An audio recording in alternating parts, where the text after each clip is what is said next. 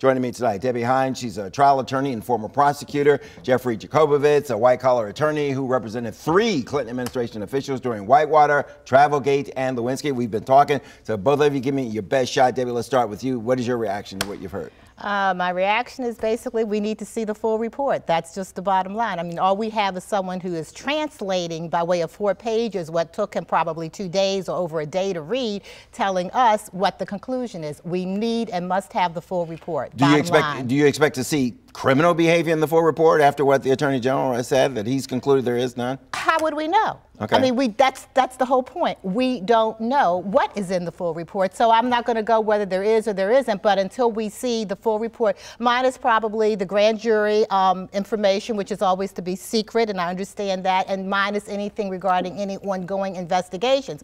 But bottom line is we cannot speculate over 4 pages of a report. Jeffrey? Well, let's put Russia aside here. Let's talk about the obstruction. And he certainly wasn't exonerated on the obstruction, despite what the White House is saying. The Hill doesn't have the jurisdiction to bring indictments. So what Mueller was doing was either punting the decision to the Hill or punting it to Barr. But we don't know what Mueller intended to do until we hear from Mueller. And Mueller will probably be subpoenaed to talk about it. Let me clear one thing. I want to back up to the conspiracy thing, though. I mean, you're both noted attorneys. You accept Mueller's position that there's no evidence of conspiracy, no conspiracy, right? You both will accept that? He had 2 years to investigate. It's hard to accept because you haven't seen the final report. You haven't seen what he says. And obviously, along the way, we saw a lot of instances where there was passing campaign finance data to Russian oligarchs, contacts with WikiLeaks, but we don't know if it rose to the level of collusion or conspiracy.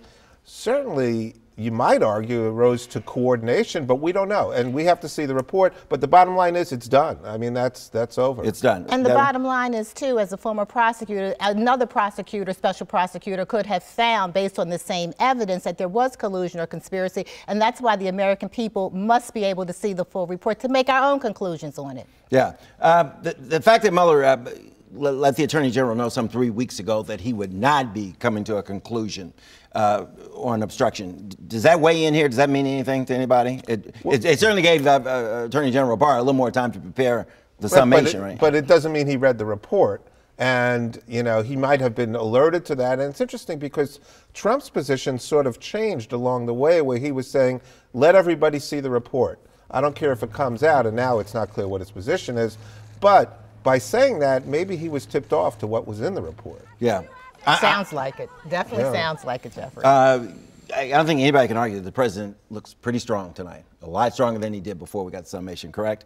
From a legal point of view, is it any more exposure for the president? Oh, there is plenty. Certainly not from the special counsel's investigation. No, that was just a very narrow scope if you looked at what even the 4-page letter said. But this president, as well as his son-in-law, and his daughter, they are probably under a very fine microscope under the Southern District of New York. So it's not over yet for him, and he doesn't need to gloat about it quite this soon. Yeah, sure, Bruce. We've talked about it. I always thought the biggest exposure for Trump and his family was from the Southern District and from the New York State Attorney General's office. Okay. And when might we hear from them?